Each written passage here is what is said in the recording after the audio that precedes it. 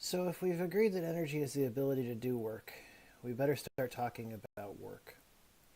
And as you go through learning about work, you're going to see three equations commonly shown in textbooks and online. The simplest one is that work is force times distance. We say that work is moving something a distance using a force, and that's the simplest way to combine them. And in a lot of cases it is. But we have to get a little more complicated. You'll note that force and distance are both vectors. They have direction.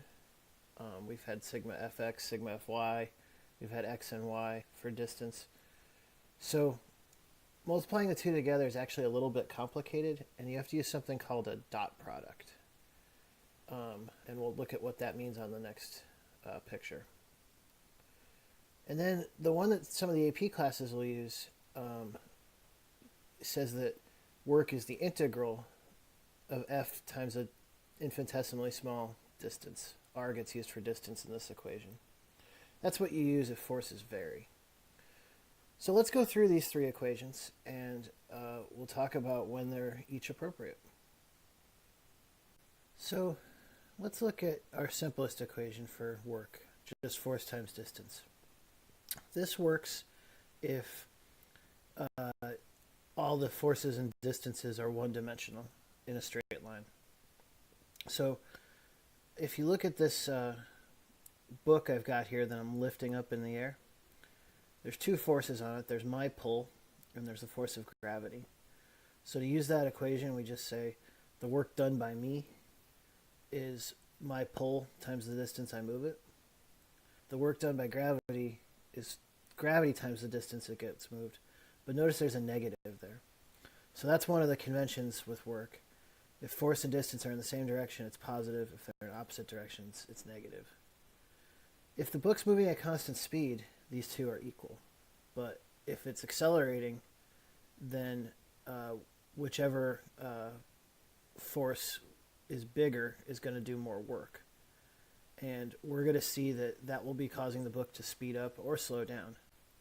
We'll soon see a pretty important link between whether positive work is being done in the system and negative, and the behavior of that system, including where it is and how fast it's going. A better equation for work, and this is what honors classes would use and AP Physics 1 would use, is that it's the dot product of force and distance. So you've probably never seen a dot product before. But the basic idea is that only the force in the direction of the motion, in the direction of the distance, matters. So if I was pushing a box, say, down into the ground, so I'm pushing with a force of Fp, Fpx is going to be important for work I'm doing. Fpy isn't. That's not causing it to move a distance. Only Fpx is. So work would just be Fpx times d. Doing a little trig, that's Fp cosine theta times d. And a quick little rearrangement is Fd cos theta is the work. So a dot product is just when you multiply two vectors together, things that have direction, and it always ends up being the size of those two things times the cosine of theta. And you can tell that from this this picture here. Work is only one dot product, but dot products are important enough that you'll learn about them a lot in math class. So this is a much better definition because it tells us how much of the force we're doing goes into accomplishing work. The best definition of work, which we'll only use in AP Physics C, is that it's the integral of the dot product of F and a tiny little distance r. In other words, we're looking at what happens when we add up the work accomplished over lots and lots and lots of tiny little distances. Important for people in the other classes to be aware of that too. Literally, this means that work is the area under the curve on a force versus distance graph. So the calculus gives us the ability to deal with forces that aren't constant. So actually, all three of the equations are the areas under the curve. We could see our simplest equation, force times distance, is just the area of this rectangle. and that's true if force and distance are in the same direction. If they're not in the same direction, if only part of that same force lines up with distance, then F cosine theta is smaller than the original F. And then the area of this rectangle is FD cosine theta. So if we have a variable force, we could get the area under it too. And we could deal with what would happen if the force is only acting over part of the distance we care about. So that's work. Just one word of caution, distance, we use a lot of letters for it. Obviously X, Y, and Z are what we used at the beginning of the year. Sometimes D for distance, sometimes R is used, especially when you're talking about space and orbits. And sometimes S is used, and I don't know why that is. But just make sure if you see a strange letter, check to make sure it's maybe not just distance. So I want to define something called potential energy, which is stored energy. We're going to see that you get potential energy by putting work into an object. And you do that by moving an object against a force. And certain forces actually store the work you're doing in what's called a field. And that's what gives potential energy. So I have to show you what I mean. And we'll look at some forces that accomplish this and other forces that don't. Just one more quick warning about names and letters. They can be a little strange for energy. So the potential energy we're about to talk about gets labeled U because P gets used for things like power and pressure. We'll talk about another kind of energy soon, which is K for kinetic energy. Distance can be a lot of different things. So just be really careful when you see certain letters. Just make sure they're not distance. So let's do a really simple experiment. Let's lift up a textbook.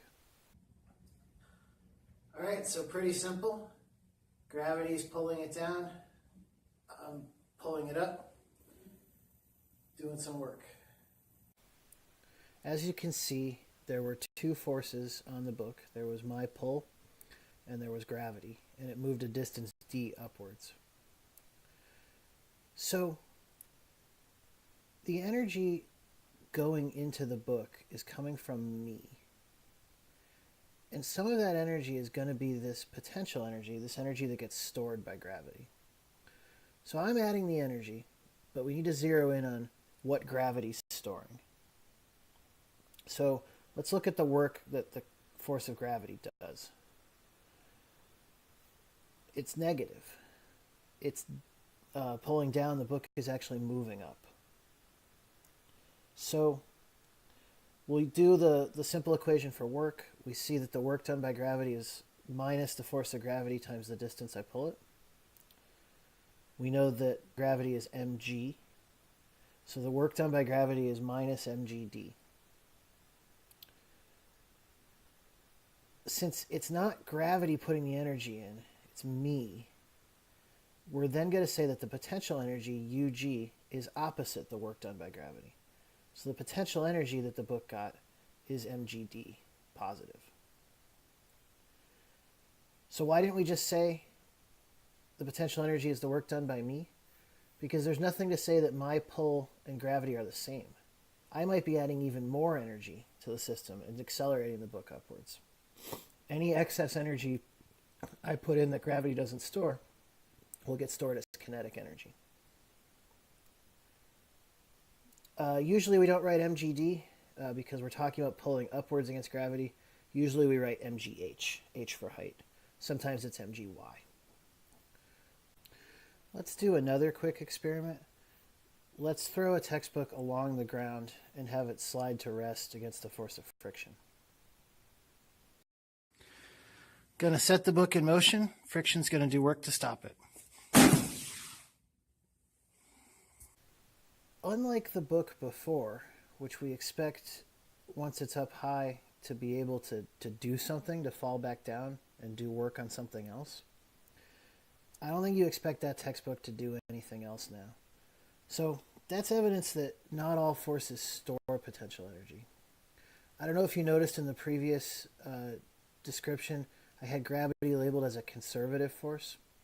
That just means that gravity has the ability to store potential energy. Friction is a non-conservative force. It doesn't store energy.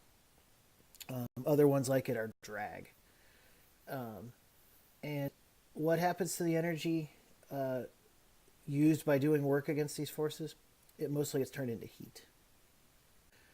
Plenty of other forces, though, are conservative forces, and you generally can tell these from anything that you apply a force and energy appears to be stored. The system has the ability to do something else. So if you try to pull two magnets apart from each other, you're going against the force of magnetism. If you let go, they're going to tend to pull each other back. So that would be potential energy. If you stretch a spring, it's going to try to pull back. So the work you put in is stored. That's potential energy. There's some other less obvious ones. We've got a Van de Graaff generator. Let me show you what that looks like.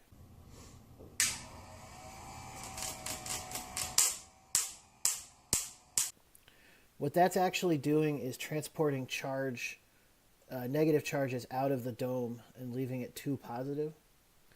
And that's work being done. And that work can be released if other negative charges, like in the wand, are brought close by, and then it can jump back, and we can generate electricity. Strangely enough, even chemical energy is a form of potential energy. Left to their own devices, carbon, oxygen, and hydrogen would arrange themselves in these two molecules, CO2 and H2O. And you can look at making higher energy compounds as having to use a force to rip apart these molecules, and that's doing work, and that's energy that gets stored in chemicals. So potential energy is a very general form of energy. Anytime you do work against a conservative force, energy gets stored. One last important point about work and changes in potential energy. Remember that the only distance that matters is the distance in the direction of the force.